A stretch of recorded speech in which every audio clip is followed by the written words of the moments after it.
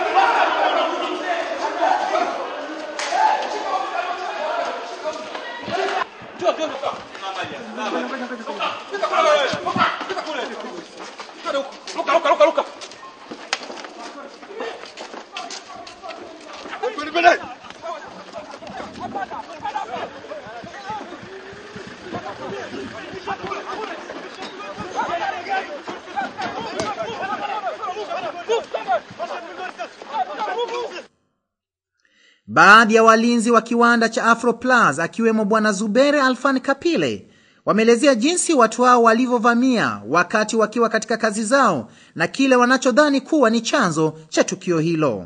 Kilichotokea hapa ni kwamba kuna mvutano baina ya Mwingila na mama wa Afroplus.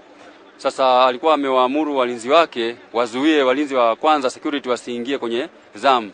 Kwa maana hiyo tulipokuwa tunataka kuwaletea chakula walinzi wetu, ndipo alipoamuru walinzi wake wakaanza kutupiga. Sasa usiku tukao tumeshindwa kuingiza walinzi, basi ndio akatumia advantage hiyo kuingiza watu wake na kwenda kubomoa hilo jumba linaonekana hapo mbele. Kwa kifupi, hapa kuna mvutano mkubwa sana. Huyu bwana na anadiriki kusema katika mihadhara yake kwamba ana jeshi kubwa kupita IGP Mwema. Kwa maana hiyo anaweza kufanya chochote, anaweza kufanya lolote na wakati wowote. Pale majira saa 7 usiku tulikuwa na vijana karibu saa 40 walikuwa wameruka kwenye ukuta wa kanisa akaingia kwenye kiwanda chetu. Kilichoendelea sisi kwa sababu tulikuwa wachache wawili, mimi nikamshauri mwenzangu tulifanye nini tukimbie. Sasa sehemu ambayo tulipitia ndio watu tayari walikuwa wameshavamia pale. Watumiwa hao pia walikuwa wanazuia waandishi wa habari na kujaribu pia kuwashambulia wakati wakiwa kazini.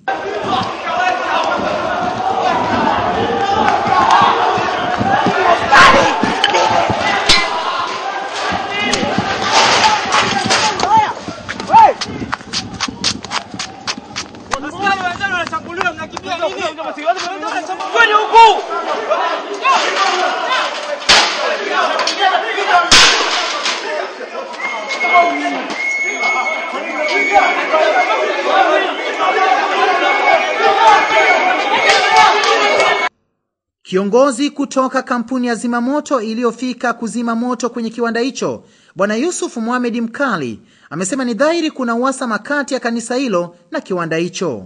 Kisema hivyo nyinyi waandishi ni mashahidi kwa sababu tayari mmeingia ndani. Polisi wakati wanatekeleza amri yao ya kutaka waliopo ndani wote watoke nje, lakini mmepigwa na kamera zenu na mmefukuzwa kama wezi. Sasa kuhusiana na hili kwa kweli mimi nalilani tukio kama hili.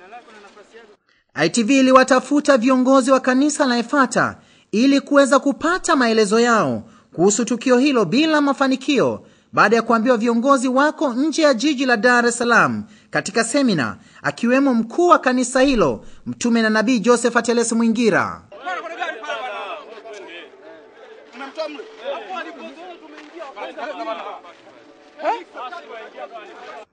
Kamanda wa polisi mkoa Kinondoni Charles Kenyela amesema kuna mvutano mkubwa kati ya kanisa hilo na mmiliki wa kiwanda hicho kwa muda mrefu kuhusu nani ni mmiliki halali wa eneo hilo.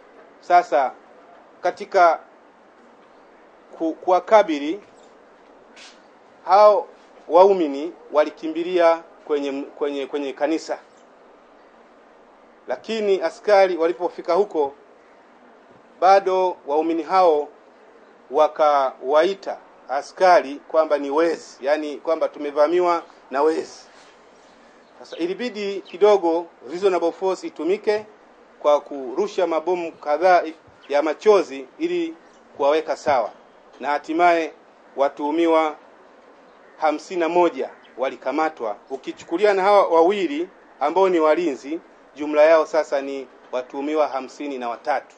Hawa tunawashikilia na tunaahidi kuchukua hatua za kisheria dhidi yao.